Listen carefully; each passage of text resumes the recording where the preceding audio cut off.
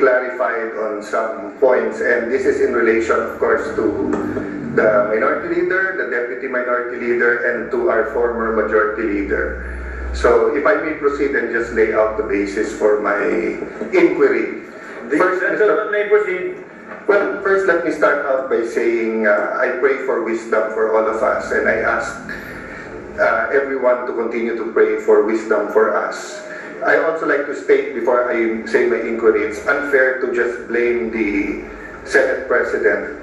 23 naman tayo senador conscious naman tayo lahat ng February 5. Nandito naman tayo, pwede naman tayo mag-object ng nung nag-adjourn, nung finalia.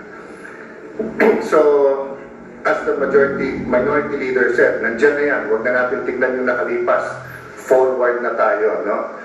Second, I just want to comment dun sa mga law schools. I appreciate it, and I'm happy they're very active, and I'm happy that they have statements. But may I advise them also to be consistent. Kasi si Congressman Cardema nag-file ng impeachment laban sa Pangulo. Hindi tinanggap sa House Wala naman ako narinig na mga sinasabi na dapat ang konstitusyon masunod at dapat tinanggap ng House yan. So, of course, hindi naman trabaho ng mga law schools na in each and every impeachment case magsalita. Pero in a highly charged environment.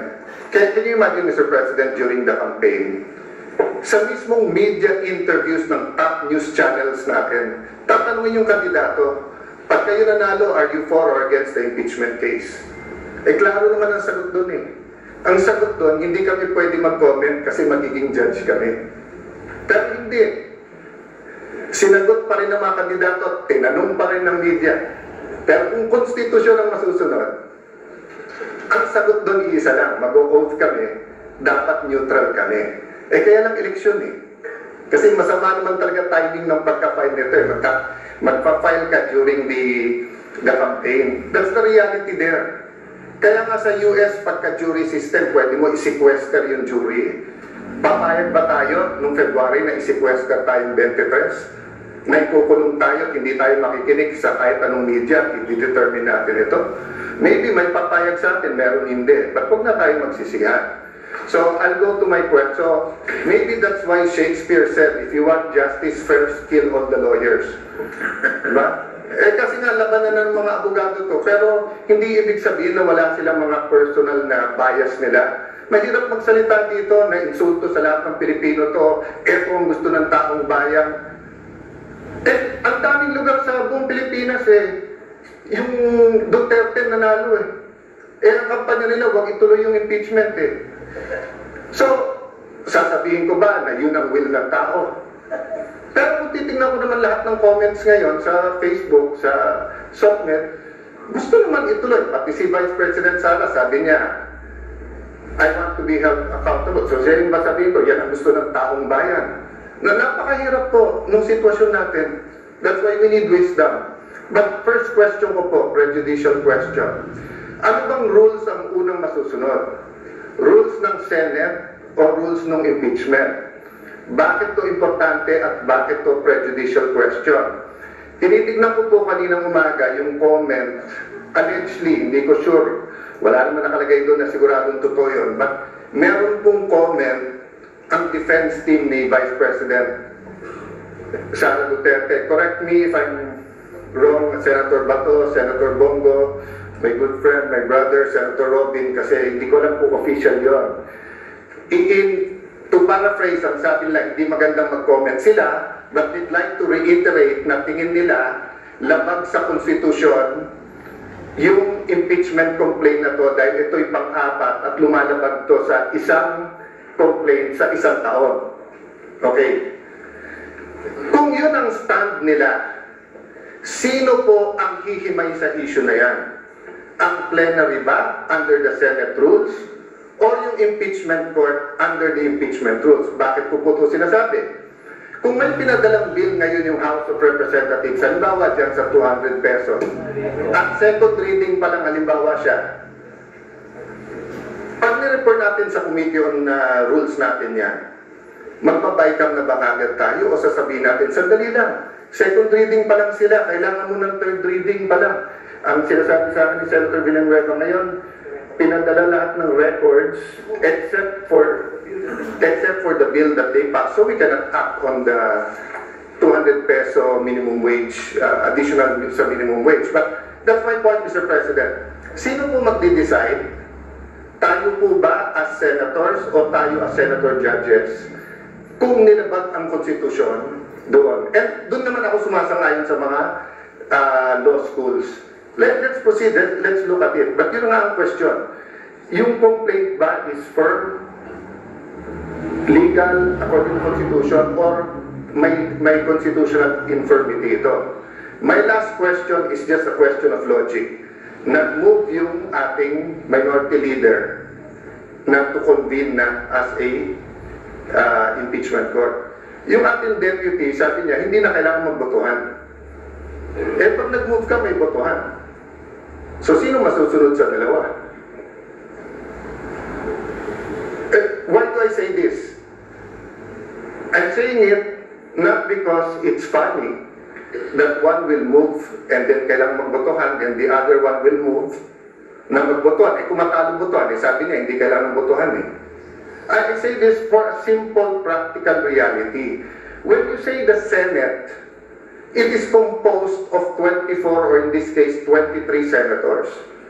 So pag sinabi mong gumalaw ang Senado, ibig sabihin po either walang nag-object or may botohan at yung majority masusunod.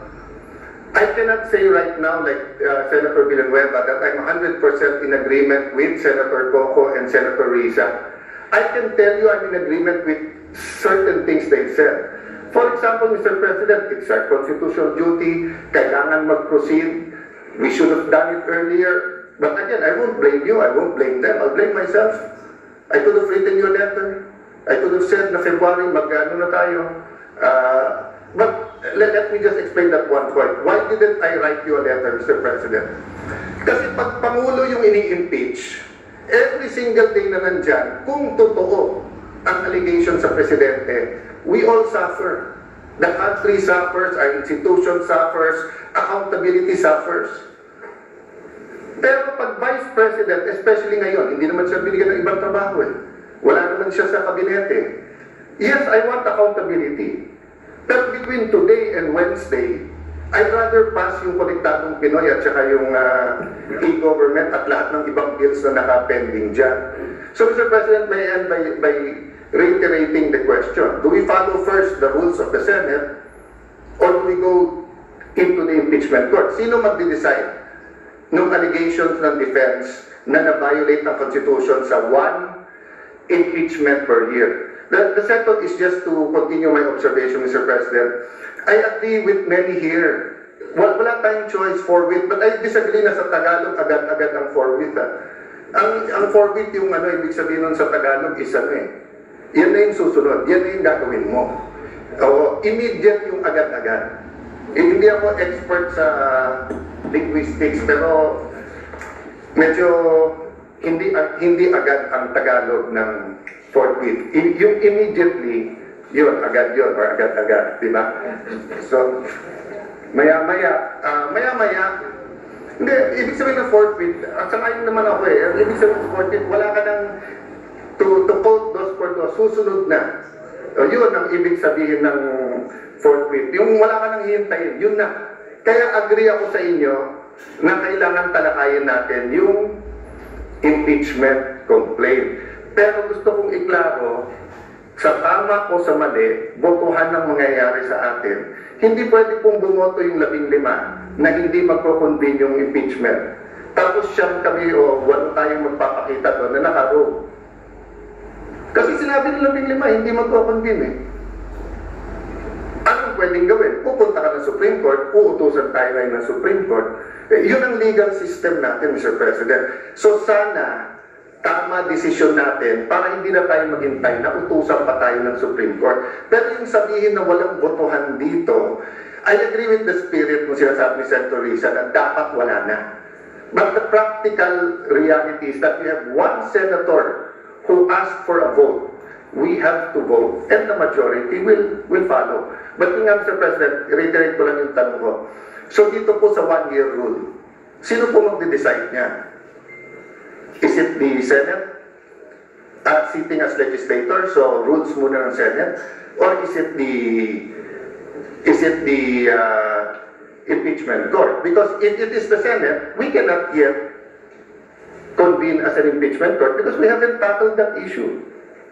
But if it's the impeachment court, then we can go, and that's the first issue that we will have to tackle, whether it is a valid complaint. At tinatanong ko lawyers ko, hati din po eh.